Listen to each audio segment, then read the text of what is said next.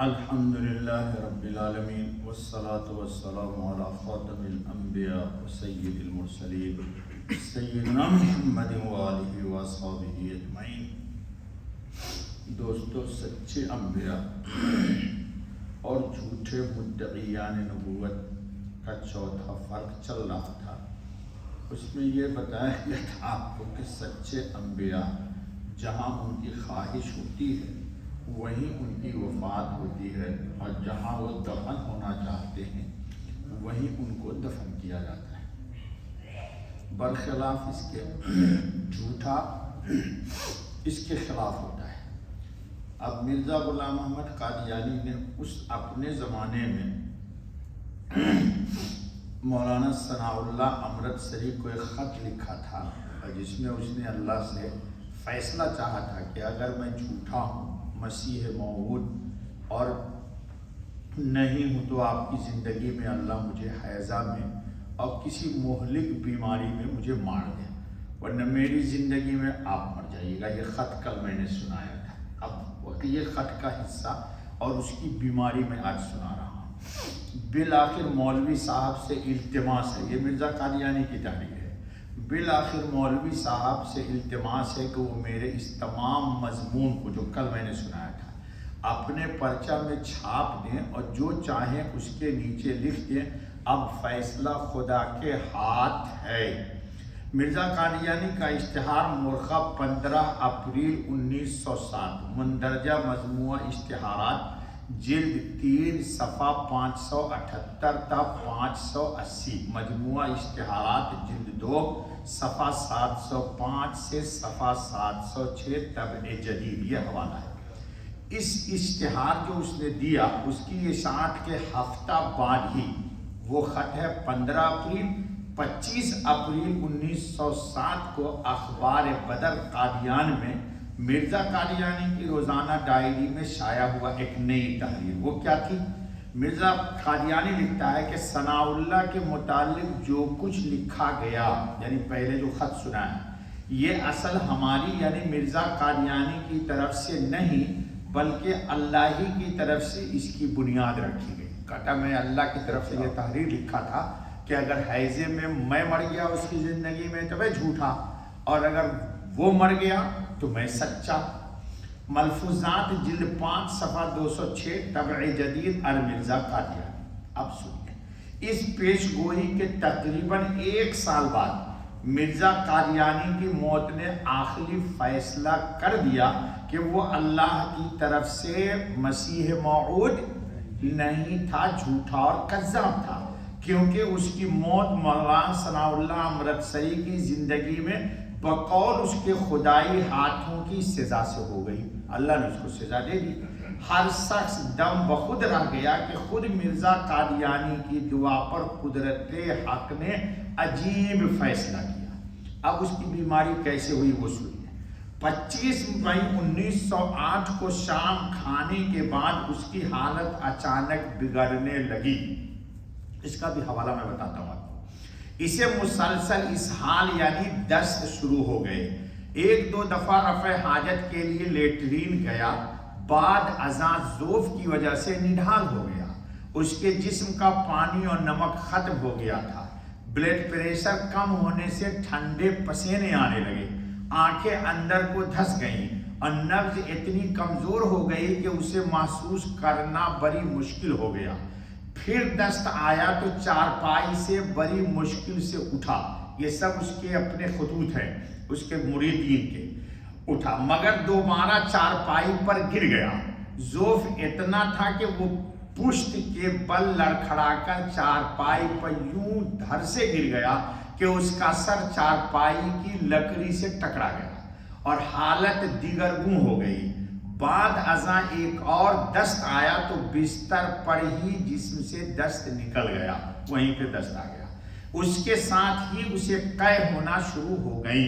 اب سنیے، اس کا جو خلیفہ بنا ہے حکیم نور الدین، یہ حجام تھا ذات کا، اور اسی نے اس سے نبوت کا دعویٰ کروایا تھا۔ کون؟ حکیم نور الدین، یہ جموں کشمیر کا رہنے والا ہے۔ بقول حکیم نور الدین، میدہ کے اندر کی تمام سوزشیں आंतों की सोजिशें, पेट की झिल्लियों की सोजिशें कै का बाइस बनती हैं। हैजा की सूरत में जब आंतें मुतासिर होती हैं तो कै के साथ इसहाल यानी दस्त होते हैं। कै का आना बजाते खुद कोई बीमारी नहीं बल्कि ये मुतअद्दिद बीमारियों की अलामत है। ये नूरुद्दीन लिखता है उसके मुतालिक। आंतों के फालिज और रुकावट में ग़िज़ा ही कै का बाइस बनती है। खाने के बाद फौरन बाद शराब या अफयून के इस्तेमाल से भी कै होती है। अगर इसहाल के साथ कै भी शामिल हो तो मर्द इसहाल के बजाय हैजा बन जाता है।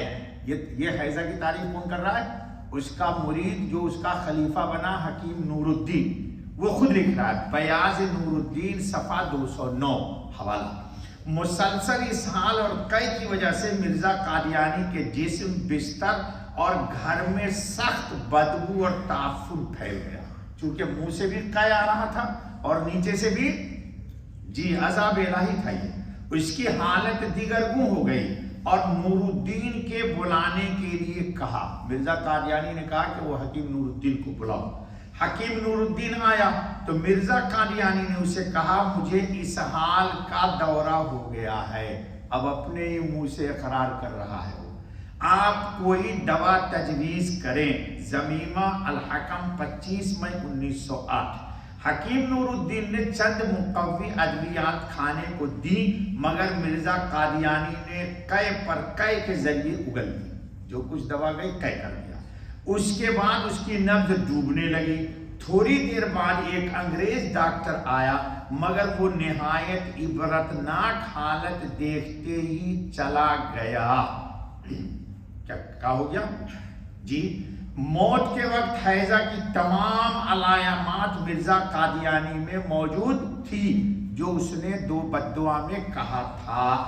सुनिए अब उसका खुसर का नाम है मीर नवाब नासिर। वो मिर्जा के हालात जिंदगी में लिखता है। सुनिए इस सिलसिले में मिर्जा कादियानी की मौत के आईनी शाहिद उसके नाम नेहाद मुकद्दस सहाबी, वो अपने दोस्तों को सहाबी कहता है, शैतान खबीस। सहाबियत का लफ्ज़ सिर्फ हुजूर सल्लल्लाहु अलैहि वसल्लम के असहाब के लिए। और खुसर मीर नवाब नासिर की किताब से मंदरजा झैल नाकाबिल तरदीद हवाला पेश है। क्या है सुनो। हजरत साहब कौन लिख रहा है? नूरुद्दीन, उसका खुसर मीर नासिर। हजरत साहब जिस रात को बीमार हुए उस रात को मैं अपने मकाम पर जाकर सो गया था। जब आपको बहुत तकलीफ हुई तो मुझे जगाया गया। जब मैं हजरत साहब के पास पहुंचा और आपका हाल देखा तो आपने मुझे मुखातब करके कहा, मीर साहब, अपने ससुर को कह रहा है, मुझे वबाई हैजा हो गया है।